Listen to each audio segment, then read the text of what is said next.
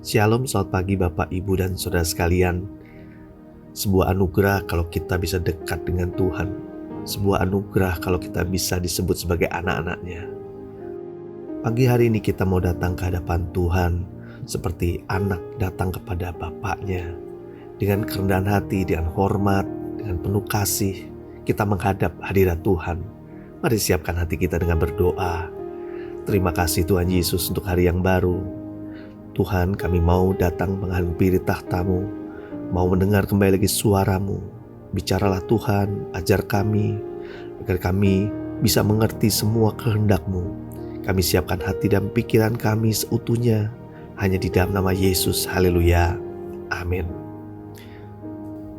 Tema renungan kita hari ini adalah jalan yang tidak baik. Diambil dari Amsal 16 ayat 25-31. Beginilah firman Tuhan. Ada jalan yang disangka lurus tetapi ujungnya menuju maut. Rasa lapar bekerja untuk seorang pekerja, karena mulutnya memaksa dia. Orang yang tidak berguna menggali lubang kejahatan, dan pada bibirnya seolah-olah ada api yang menghanguskan. Orang yang curang menimbulkan pertengkaran, dan seorang pemfitnah menceraikan sahabat yang karib. Orang yang menggunakan kekerasan menyesatkan sesamanya dan membawa dia di jalan yang tidak baik. Siapa memejamkan matanya merencanakan tipu muslihat. Siapa mengatup bibirnya sudah melakukan kejahatan. Rambut putih adalah mahkota yang indah yang didapat pada jalan kebenaran. Saudara yang dikasihi Tuhan, jika digambarkan kehidupan ini seperti perjalanan, maka setiap orang bisa saja tersesat. Seorang anak bisa saja tersesat karena kurang pengetahuan tentang kehidupan. Anak muda bisa tersesat, terhanyut dengan segala keinginan mata tanpa mempertimbangkan hal-hal yang lain. Orang dewasa juga bisa tersesat karena mengutamakan kepentingan keuntungan semata dan mengabaikan hal-hal yang penting dalam kehidupan.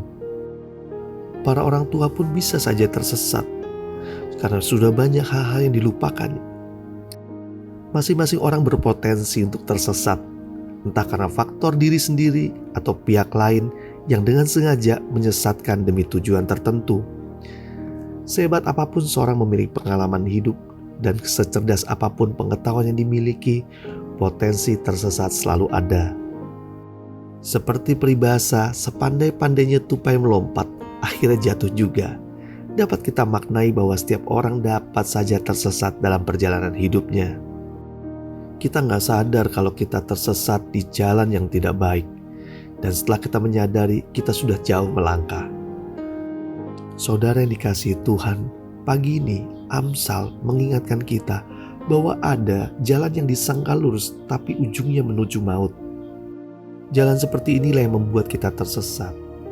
Jika kita tersesat, hal utama yang harus kita lakukan yaitu putar balik, kembali ke jalan Tuhan yang lurus, bukan meneruskan perjalanan yang membuat kita semakin jauh dari rencana dan kehendak Tuhan. Jangan berpikir sudah terlanjur basah, maka kita mandi saja sekali. Itu namanya nekat.